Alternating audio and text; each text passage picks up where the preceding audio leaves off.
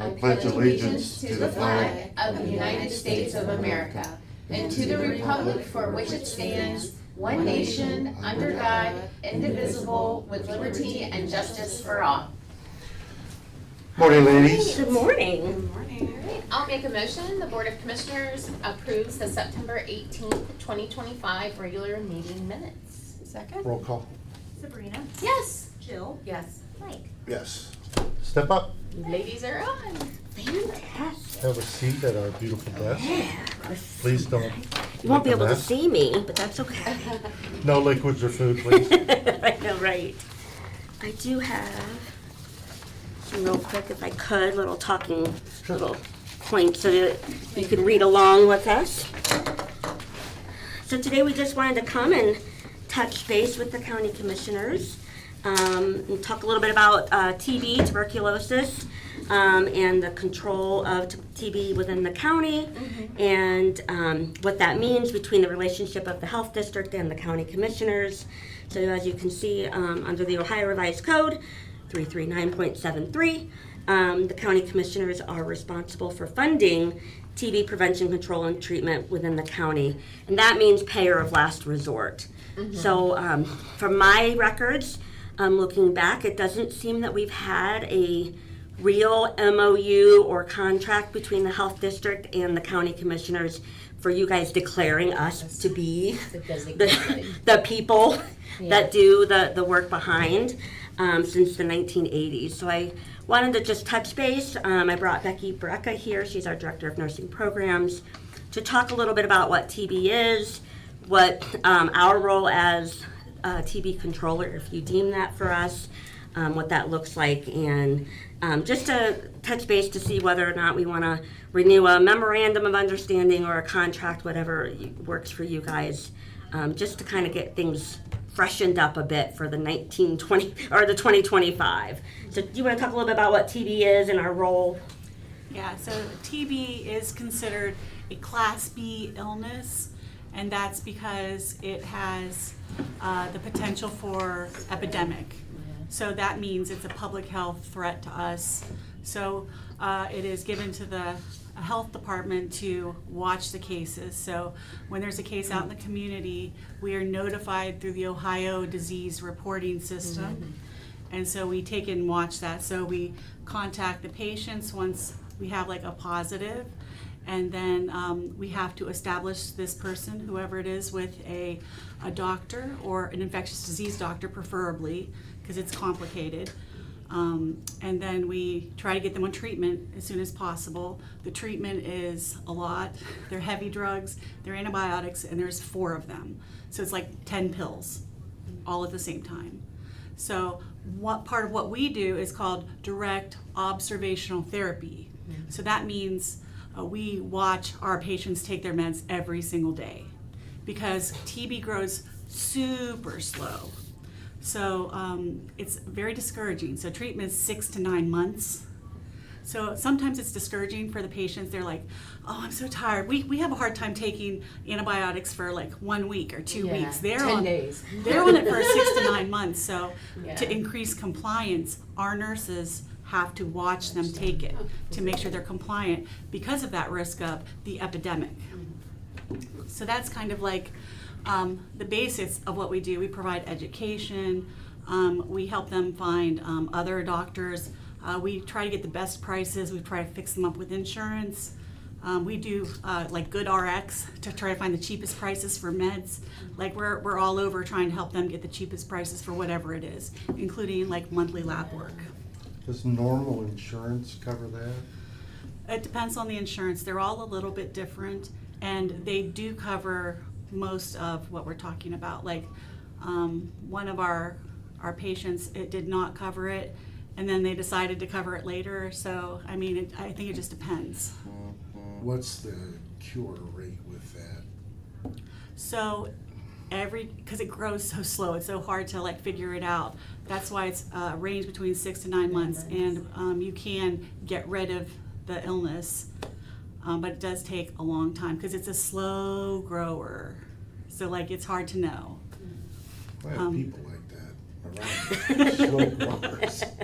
Yeah.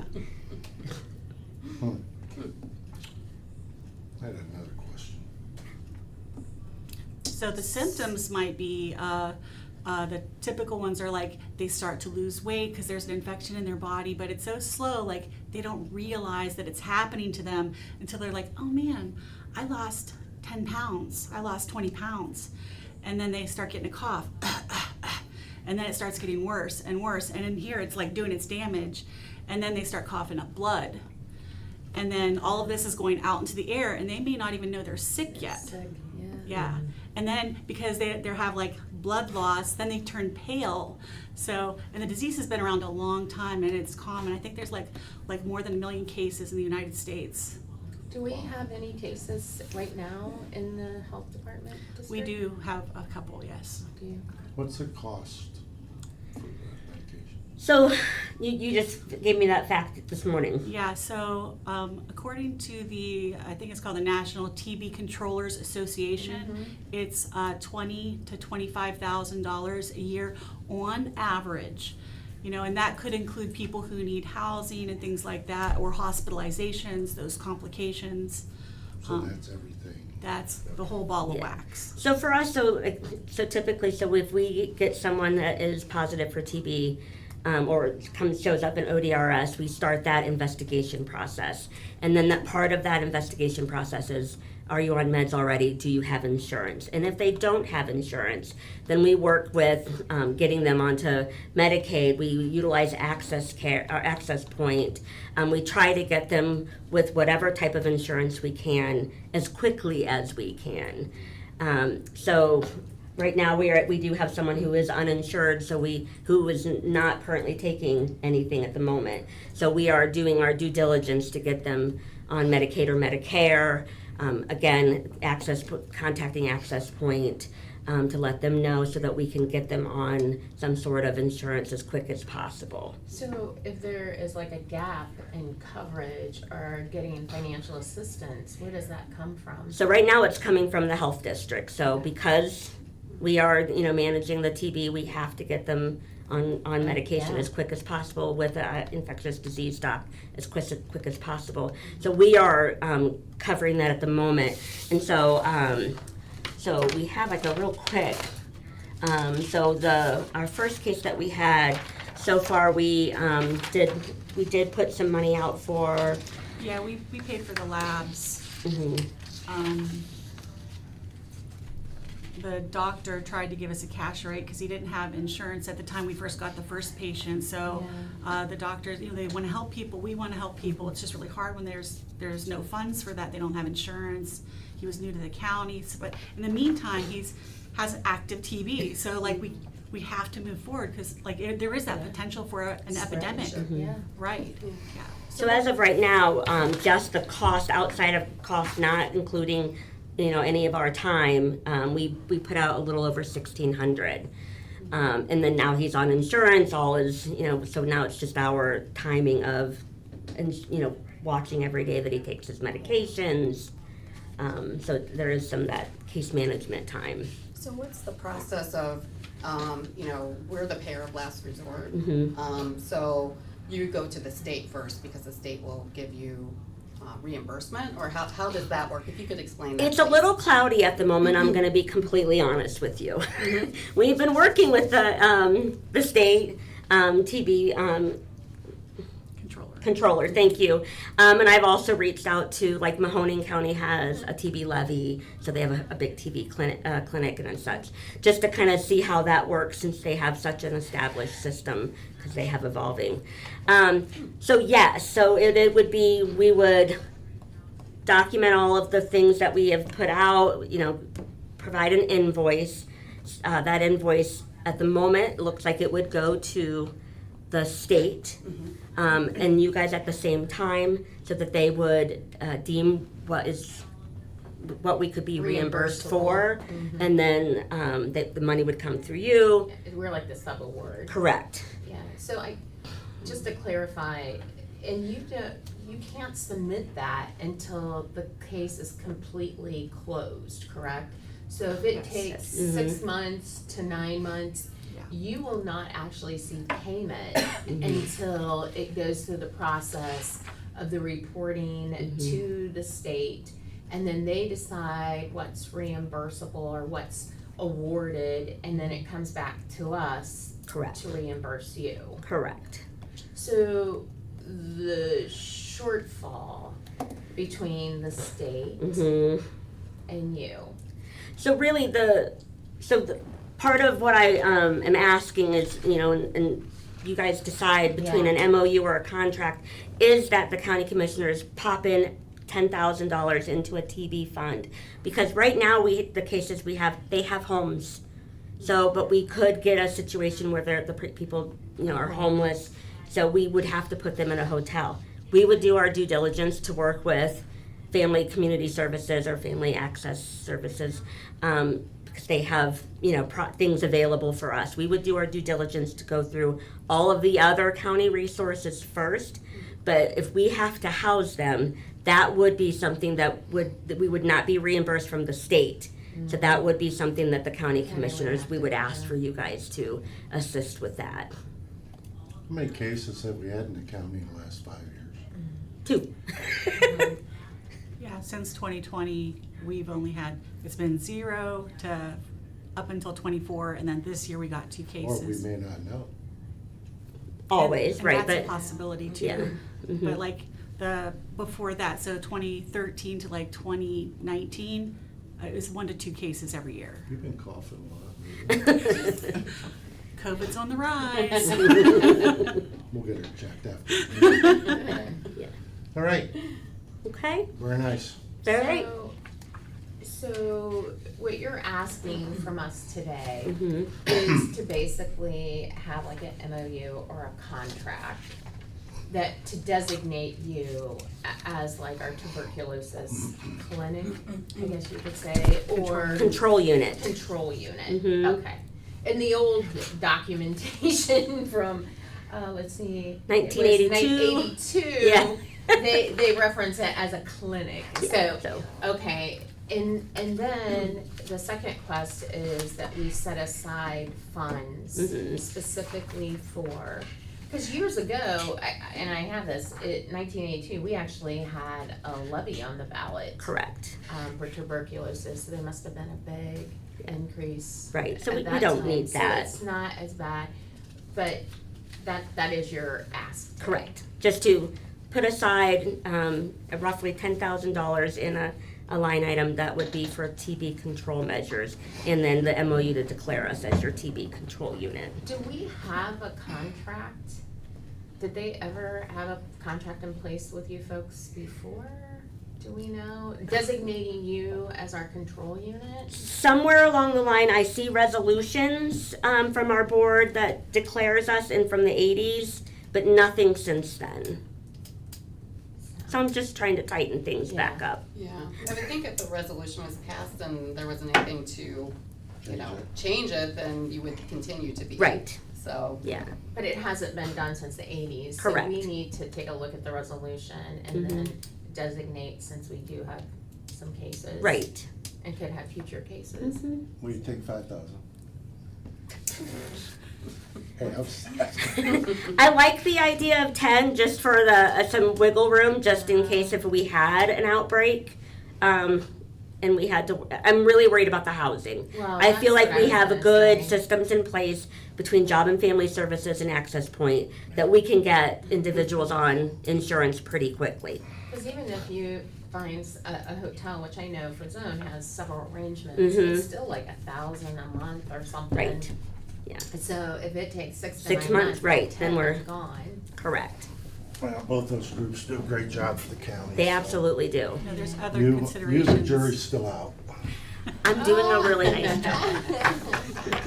I hear a lot of great things about you. Thank you. I appreciate Any other that. questions for these lovely ladies? I just have one question.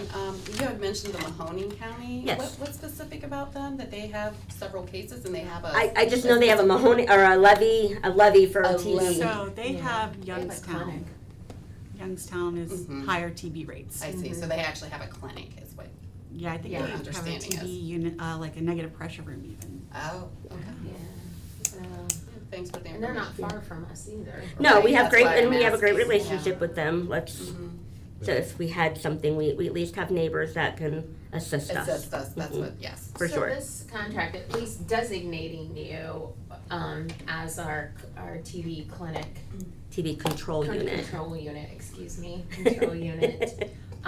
Is that something that we would draw up with the prosecutor, or Well, I'd like to talk do with we you. Yeah. I'm have not, to have a to resolution? me, I'm not sure why a resolution wouldn't be good enough and what the contract would actually need to stipulate. So we would have to follow up to this conversation. Yeah. I just want to do my homework, right? Absolutely, and that's why I was thinking that even the MOU, but I can send over the resolutions that we did find Sure. from the Okay, 80s. that would be good. Perfect. And then we can always follow up. Absolutely, We'll yeah. have to do whatever we I just need to wanted to get something in place and Yeah. Sure. be in front of you. Everybody's Just different tighten from up. the 80s. Yeah. Are we? I mean, I was still in high school, so. Some weren't even born. I Yeah. was in like elementary. Oh, you what? You was at least born. Okay. I'm glaring at you. Okay. All Thank right. you so much. Thanks, Becky. All right. And Becky. Thank Becky's you. where Be in it touch. is. Becky's nice to Okay. meet you. Thank you. I'll come see you. Please do. Please do.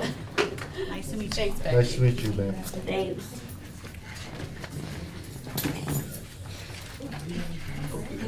Lori Kelsey, our elected county recorder. You're on. Please step forward. Good morning. How are you? Skip right up. Good. Crazy night, but I'm good. Okay, yeah, it was. Yeah, it was. But it's over now. Yes. Now we're here. Isn't there a song like that? I sing the song, you know you But want. it's over now? Okay. I can't sing. All right, you're on. Okay, I'm here that I usually come every year or two for my set aside money, which is my equipment fund money, that the recorder's offices get to take care of their documents, take care of technology. So I'm requesting again, the same amount, no change, for 2 more years like I did last time. And out of that money, I do pay for all my contracts, everything that we do, my equipment, my microfilming, everything that we do. And pretty much what I bring in is what I spend. And the pile that I have there, the little bit of money I have right there, I'm still, and I said this last year, I'm still working on backscanning all my old stuff. And I just am being very particular how I do that. So it's just not done at this moment because of that. But so I kind of need that money there in reserve for when I decide to do that. So Lori, years ago it was like $4 and something, and then they passed legislation, and I think, what was it, Hillier did, where they could increase it up to $6.50? I think you can go up to 8 or 8.50. Oh, 8.50, Actually, yeah. yeah. So we're in between. We're in the two. between where it Yeah. was, and I was, when we increased it to that 650 was to get some money in there because doing that back We then knew with that veteran. it was coming. It was coming, and I Yeah. needed to get a pile of money, some money there to be able to pay that vendor to do all of that. So that's where we are right now. So. And you want this for 2 years? I so- did it for 2 years because I did it for 2 years last time, thinking that Yeah. I didn't want to take it for much longer in case things really But do do you still change. have to come to us every year to remind us about I this? do by October 1st. I know, I saw it in the revised code that I you still, do. even though we're gonna, if. Well, I we're don't have to free come do I it. don't have to come next year Before. because Okay, I've done it that's what 2 I was years. asking. Correct, yes.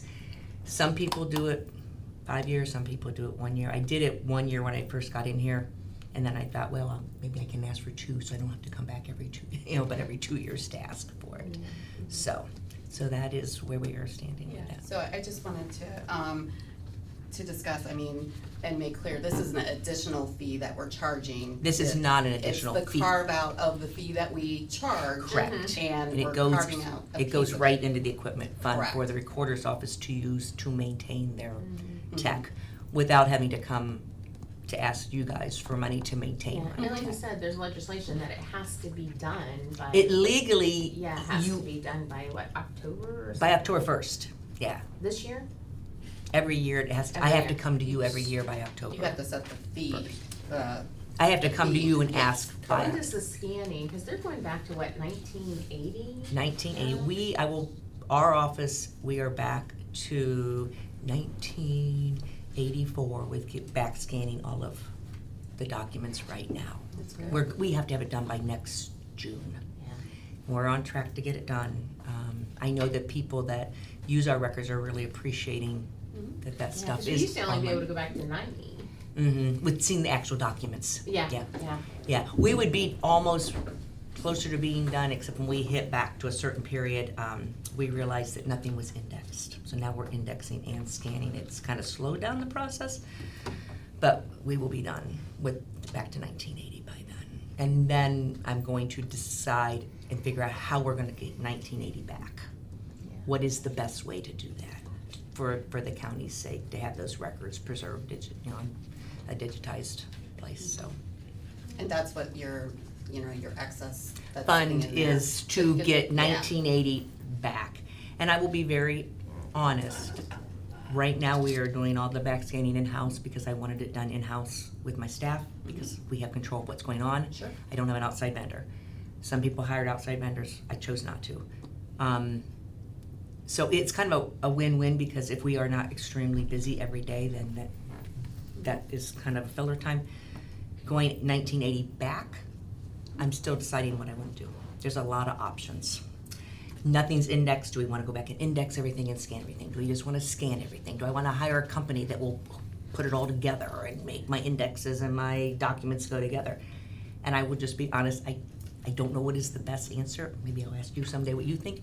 And I want to make sure we make the right decision, because it's going to take a lot of time and money to do it. And I want to make sure I make the right decision on how to protect those records for the future.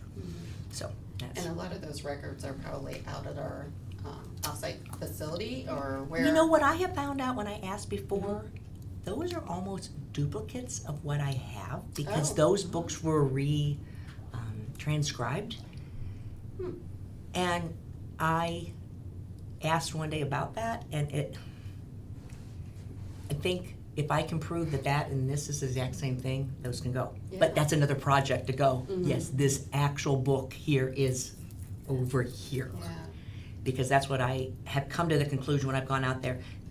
I think those are duplicates of some of what I have in my office. Okay. But I'm not 100% positive, Yeah. so can't do anything with Right, those you until don't we wanna do figure that anything out. with that until you confirm. Yeah, we keep doing one project after another, trying to get the projects done, and that will be on our list at some point in time to figure I that know, out. I still I just looked at an exam yesterday, that it's all black. You can't read it. I mean, On the one of the document- documents, online, Mhm.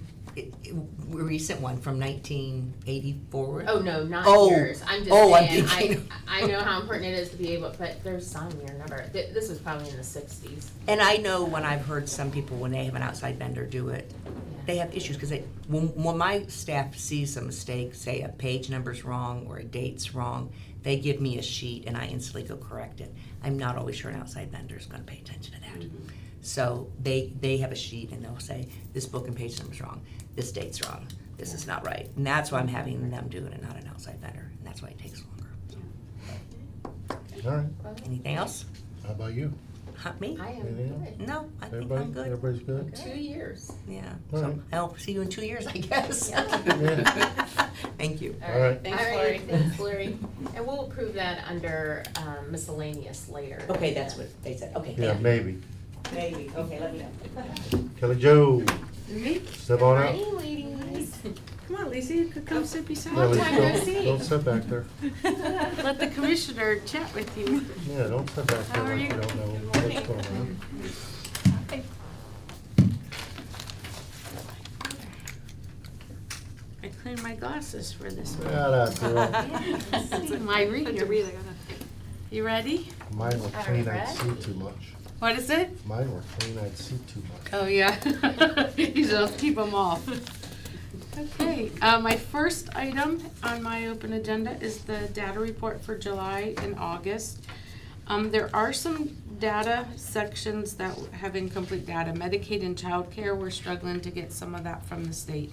Really? So, yeah, we will update though as it comes in, but there's some data issues. But as it relates to the Public Welfare Division, I think our numbers have been pretty consistent and stable, unless you had any questions in that area. I didn't have anything to highlight. It's pretty stable from Yeah. month to month. Ohio Means Jobs, couple things to chat about there.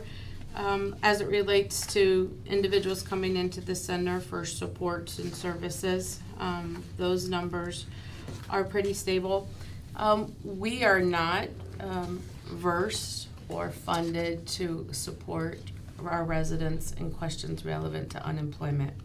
But yet, all counties continue to get those questions because of interface issues with the state. So we have asked through Craig Cernick, who's our area director, to see if unemployment could at least come on site or give us some training materials to be able to better serve. Because we find a sense of frustration from some of our residents that they can't navigate through that system. So I just wanted to report that. We're not charged with doing it, but we're trying to help as best we can. So I just wanted to I share. was glad to see that our unemployment had come down Yeah. slightly, because it was definitely creeping up there, so over 5%. Yeah, so we're 5% as of yet, we reported for August 5% now, Yeah, so it's I good. think it was 5.4, and now we're down to 5. Yeah, that is good stuff. As it relates to the other workforce programs, I don't have anything in that space either. I do want to say that we are bracing and preparing for the Medicaid work requirements that are going to come into fruition. We attended, Lisa and I, a couple weeks ago, a general session in Columbus, and Director Dan Schroeder was there, and our Director of Medicaid, or our Assistant Director. He reported that though that will impact about 66,000 Ohioans. He didn't drill down to each county, but the number is far less than what I thought it was going to be. So for that new group that we're going to have to work with to ensure that they're getting work and training supports, 66,000 for the state of Ohio is a huge number. They did not indicate that we would get any additional funds to support that population, but the expectation is if individuals are able-bodied, that they would work or train or be in some type of work experience at least 80 hours a month. So we're prepared to work on the new initiative when it comes down, but I just wanted to share like the state number that was shared with us.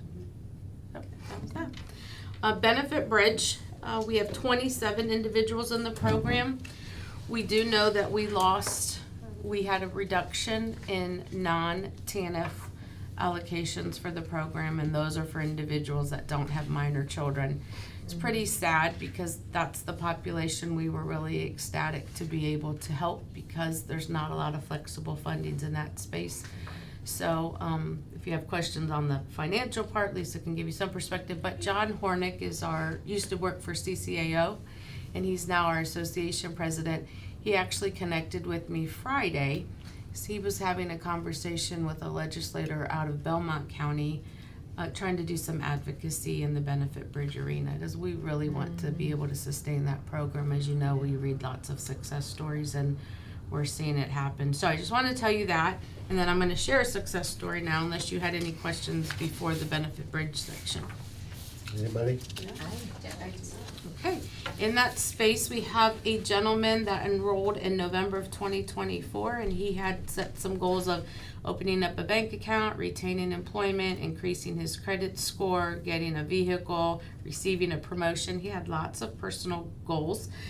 He was driven to succeed and work shifts and hours that optimize his pay. He enrolled in an apprenticeship program and became successful in completing that. He now works for as a technical process operator. He went from $22 an hour to $27.78 an hour.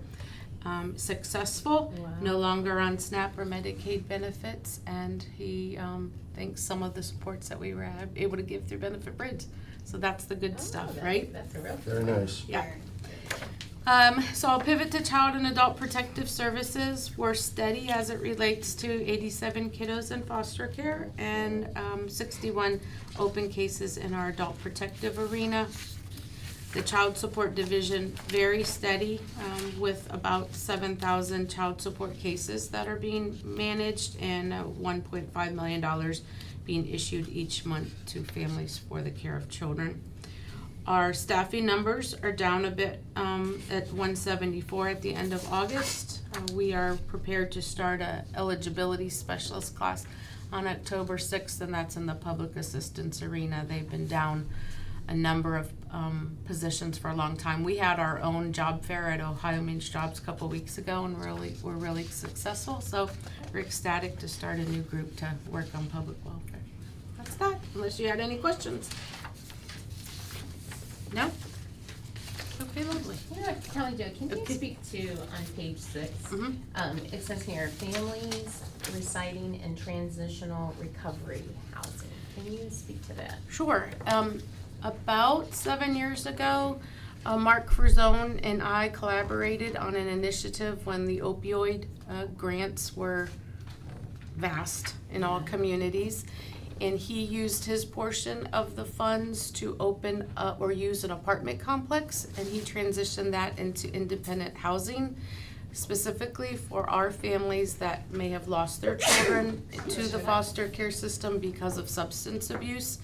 The house is set up that when we go to reunify, because as you know, a lot of people, when they have substance abuse issues, not only do they have family dynamics that are compromised, but employment can be lost, savings can be lost. So this initiative was when families are ready to reunite with their families from our system.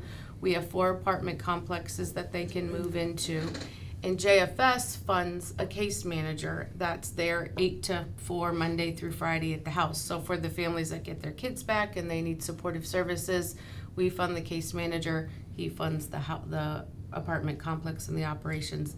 We have waiting lists. I mean, if we could replicate that, but they're always full, and it's a beautiful thing because we reunite. Yeah, so that's I think that's a good thing to it. point Is a out. good thing. Hopefully, he can continue to sustain the apartment complex. Just 2 other items that might come to your attention. Well, I know one will at some point, if not already, and the other one might not. I don't know if there's a direct correlation, but maybe a year and a half ago, Legal Aid was doing surveys across Ohio relevant to kiddos in foster care and how Social Security benefits were being used for kiddos in foster care. On the heels of that, I'm not going to say it's a direct correlation, but our governor and our legislator passed new legislation that was going into effect 9/30 that's requiring child welfare systems that have custody of these kiddos to not just explore Social Security benefits, but OPERS benefits from family members, veterans benefits from family members, to explore all public benefits that kiddos might be entitled to, but specifically to Social Security. If a kiddo is entitled to Social Security benefits, we have to sustain those funds in either a bank account or a stable account, and they can no longer be used for the care of children. In many systems, Portage was one of them, that we would receive as the payee, because they're in our custody, those benefits and use those to offset care costs. We're no longer able to do that. So it's brand new. We met with our prosecutor, our general counselors, Brandon Wheeler. We updated our county auditor's office there, where they don't really have a deep hand in this other than our new treasurer will. Lisa connected or sat in on a seminar last week. And the state treasurer's office is making themselves available, because we have an option to either do independent bank accounts, where myself as the guardian of record would have to open up accounts for kiddos, or through this stable account through the treasurer's office, we could open accounts in that way. We've elected, based on the recommendation of the prosecutor's office, to go the stable account through the treasurer's office. That makes sense. You're familiar with it. And so we're waiting for the treasurers to have a meeting with us. We currently have 8 kids in custody that receive Social Security benefits. So in those kiddos, we'll establish those accounts for those kids. And then any other kiddos that are coming in, we were exploring Social Security. We were not exploring the other benefits. So we're going to have to do a deeper dive into that. It is going to decrease, it's going to increase our costs of care, but at the same time, I understand the big picture is when kiddos leave our custody or reunite, that they want them to have a safety net to help care for themselves. So Right. that's new, and we're embarking on that. So you're welcome to add. I'm sorry, I just kind of Good thing we're, but the stable treasurer. accounts are gonna be good for the kids. Yeah, I think so too. They seem pretty decent to manage. And my last is SNAP. Yeah, Supplemental Nutrition Assistance Program. We know definitively that our SNAP administrative allocations are earmarked to decrease from 50% to 25%. And in that space, Lisa was in Columbus 2 days for a new fiscal admin training, and she was able to actually ask one of the state people, what does that mean for JFS and Portage? Correlates to about $487,000 reduction for us. In that space, in a strength-based way, we've been gearing up for change from the onset of this year with the reduction in our overall staffing. We had a contract meeting last week where we're gonna have to reduce some contracts. So we're just becoming more and more lean in preparation for what's gonna come. So I just wanted you to know that we're proactive in that space. The second piece of this that we don't know much about relates to the error rates with SNAP. So we know definitively the amount that's gonna impact us next year on the admin costs. The error rates, or the federal government to all of the states in the nation, right, has said if you have an error rate over 6%, you're gonna absorb those overages. And so we're hoping through our association is trying to do lots of advocacy with our legislators to see if there's some finesse in that space. There's been some waivers filed in Ohio because we have in Ohio as of today an error rate of 7.76%. It's down a bit, but some of those errors are caused by client errors. So if they underreport or they don't report timely, we're still being penalized for client errors. So like one of the waivers that was filed and we're waiting for the federal government to hear back is, could that be removed? Could we be kind of excused from that? If that were the case, we would be well under 6%. So that would be a beautiful thing. So I know our state hit the ground running and they're doing lots with us in the space of training. And so we kind of just wait to see what that looks like.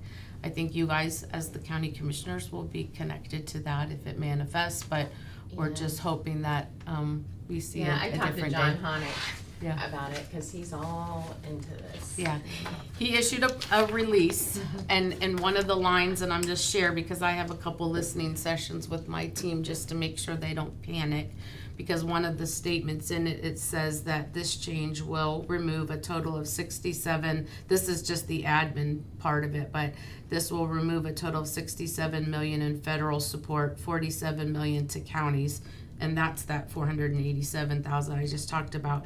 But he said counties are already implementing hiring freezes and anticipating the potential need to make layoffs and furloughs for next year.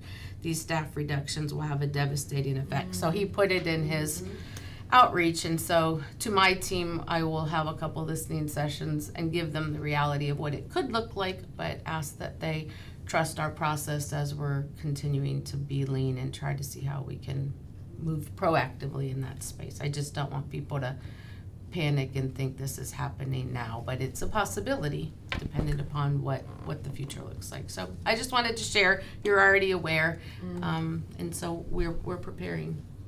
I just wanted to ask and maybe clarify, I mean, that error rate is a state rate, so that's the average of all the counties, so I think, Portage, I think we talked about it, we do a good job here, so. You wanna know what our rate is? Do you know our rate? I do, but I would like to hear it again, so. Our rate is 0%. They Yes. pulled so Michelle was at a meeting, I think, and she texted me the one day, what's our error rate? And I text back, but yeah, it's cumulative, and so we carry it, we're all 88 are in it together, Yeah. but I think we're all working to try to pull it down, but thanks for bringing that up. No, I appreciate what your department does, so, we're definitely on track, so We we're not persevere. contributing to that. We persevere. Yeah. Lisa will come with me periodically if we get updates to share with you what we're getting from our side, but I just wanted to bring that to your attention, and those are the items I had Well, today. let her talk next time.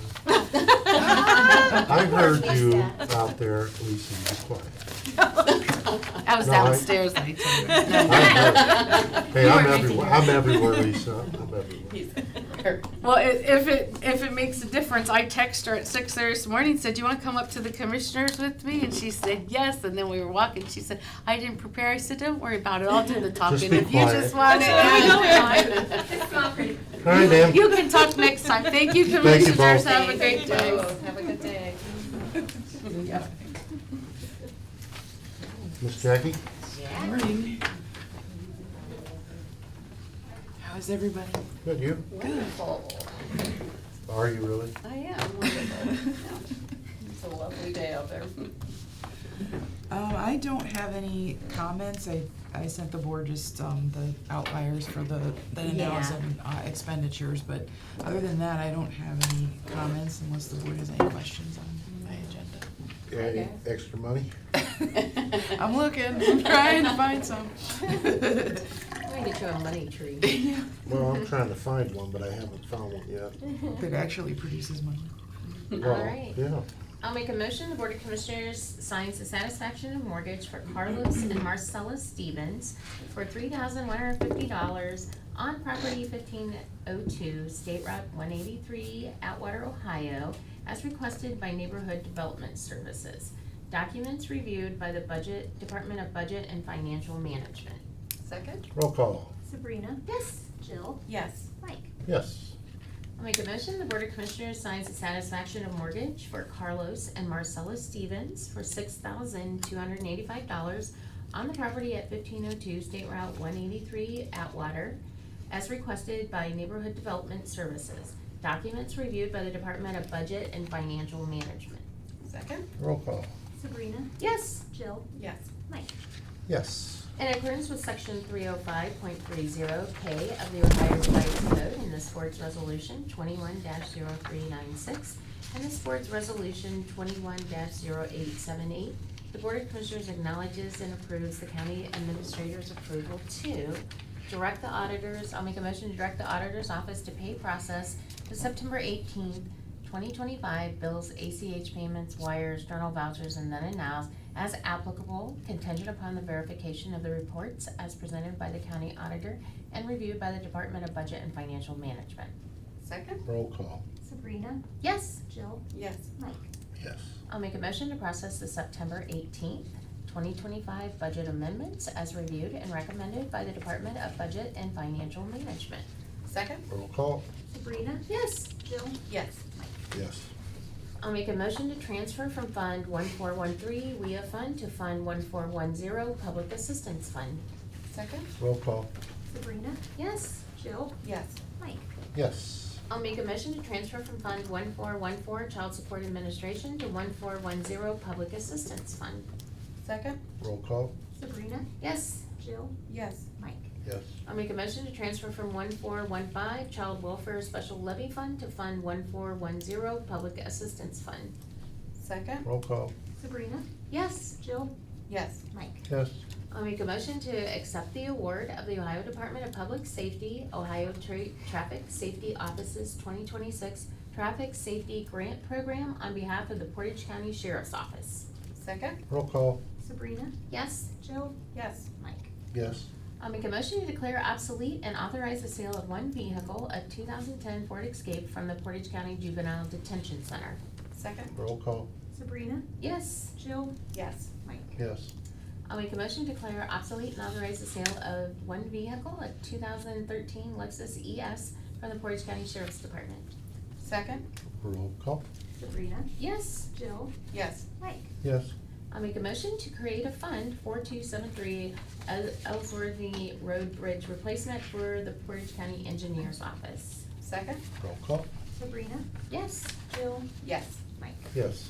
Thank you. Thank you, ma'am. Thanks, Jackie. Have a great day. Thank you. Shannon? Step up, please. Hello. How are you? Hi, Shannon. I'm good. How's everybody? Good. Good. Doing well. Good. I have a couple project updates. It's getting thinner and thinner. It is. Is that good or bad? Good. It's right there with the money, getting thinner and Right, I thinner. know, Let's right? not keep it correlated there. Thank you, Shannon. You're welcome. Oh my gosh, is it only one page? Well, I could have done it front to back. I should have probably Okay. saved on paper, right? Okay, the annex building, I finally got a ship date on that door, that fire rated door, October 30th. It's kind of the same as that fire rated window that we have going on. Yeah. So it's gonna be shipped on the 30th, and he said as soon as it gets to their company that they will install it, as soon as it gets there, so then that will be done. Then we go to the next page, the Ravenna Courthouse. As soon as they got that crane there, it started raining. Of course it did. But they said it's a couple days behind, but that's okay. They think they'll make up for it next week. So we're right on schedule, I think, still, so hopefully it'll be done within the next 2 weeks. That's all I have. Thank you. You're welcome.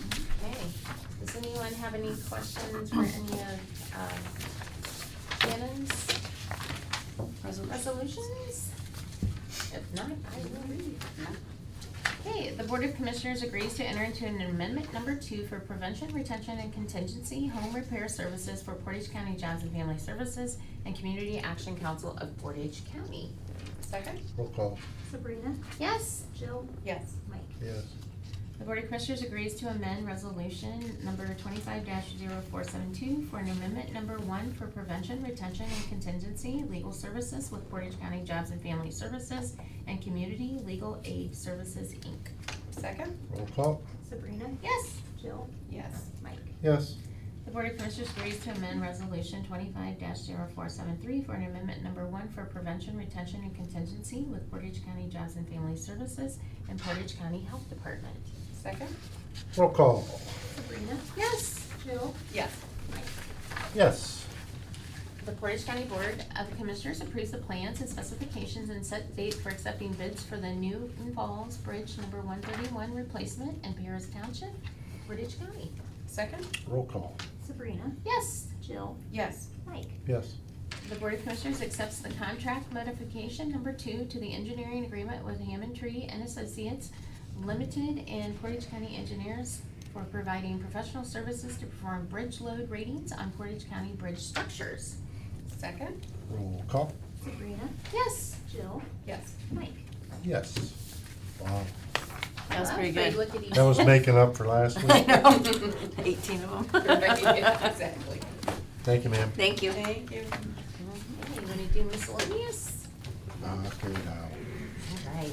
The Board of Commissioners acknowledged the September 16th, 2025 memo from Faith Lyon and Teresa Nielsen, Portage County Board of Elections, including a list of training sessions for the upcoming general election on Tuesday, November 4th, 2025. Training sessions will be held after normal business hours and will not be open to the general public. End times are approximate. All hours listed below will be covered by the Portage County Sheriff's Department. So the hours are Tuesday, September 23rd, 5 to 8:30 p.m.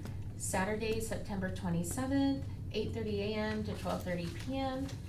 Thursday, October 2nd, 5 p.m. to 8:30 p.m. October 7th, 2025, it's 5 p.m. to 8:30. October 11th, 8:30 a.m. to 12:30 p.m. October 14th, 5 p.m. to 8:30 p.m. October 16th, 5 p.m. to 8:30 p.m. Also included was adjusted dates and times that the Board of Election will be open to the public beyond regular business hours. And that will be October 6th, 4:30 p.m. to 9 p.m. October 7th through October 10th, 4:30 p.m. to 5 p.m. October 14th through October 17th, 4:30 to 5:30 p.m. October 20th through October 24th, 4:30 p.m. to 5 p.m. October 27th, 2025, 7:30 a.m. to 7:30 p.m. October 28th, 7:30 a.m. to 8:30 p.m. October 29th through October 31st, it is 7:30 a.m. to 7:30 p.m. Let's see, oh wait, yep, I got it right. Oh, I'm off one. 8 a.m. to 4 p.m. No, Okay. that's. No, No, you're did I right. have it right? Yeah, Okay. yeah. You're right. Because they don't line up, so I'm trying to. Oh, I'd have called it out. November 1st, 2025, 8 a.m. to 4 p.m. November 2nd, 1 p.m. to 5 p.m. November 4th, 6:30 a.m. to 8 a.m. and 4:30 p.m. until election activities are complete. No, I'm not rereading that. Okay. I second. Roll call. Sabrina, Yes. Jill, Yes. and Mike. Yes. The Board of Commissioners acknowledged receipt of the September 19th, 2025 certificate of the county auditor that the total appropriations from each fund does not exceed the amended official estimate of resources as presented by the Portage County Auditor's Office. Second? Roll call. Sabrina, Yes. Jill, Yes. Mike. Yes. The Board of Commissioners acknowledge receipt of the kennel disposition report and intake report for September 15th, 2025 through September 21st, 2025, as presented by the Chief Dog Warden, David McIntyre. Second? Roll call. Sabrina, Yes. Jill, Yes. Mike. Yes. I'll make a motion establishing employer-employee biweekly contribution rates for the Portage County Employee Health Benefit Plan for calendar year 2026. Second? Roll call. Sabrina, Yes. Jill, Yes. Mike. Yes. I'll make a motion, the Board of Commissioners has recognized the hard work and dedication of its employees and wishes to provide a financial benefit and recognition of their contributions. Second? Roll call. Sabrina, Yes. Jill, Yes. Mike. Yes. I'll make a motion, the Board of Commissioners has determined that establishing a minimum cash reserve in the Health Benefits Reserve Fund is a responsible measure to protect the county and provide financial security for a purpose of maintaining self-funded health benefits. Second? Roll call. Sabrina, Yes. Jill, Yes. Mike. Yes. I'll make a motion to authorize the document fees set aside for the Portage County Recorder. Second? Call of the roll, please. Sabrina, Yes. Jill, Yes. Mike. Yes. Okay. Anything else to come before the board at this time? I have nothing. Madam Administrator, No, Mr. President, thank you. Cassidy? All right, Recess. we'll recess until 11 a.m. for public comment. Do we have anyone so far, Cassidy? Not today.